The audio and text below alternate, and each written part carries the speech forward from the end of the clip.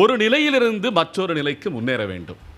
ஒரு நிலையிலிருந்து மற்றொரு நிலைக்கு முன்னேற வேண்டும். அப்ப இந்த நிலையை விட்டால்தான் மற்றொரு நிலைக்கு போக முடியும்.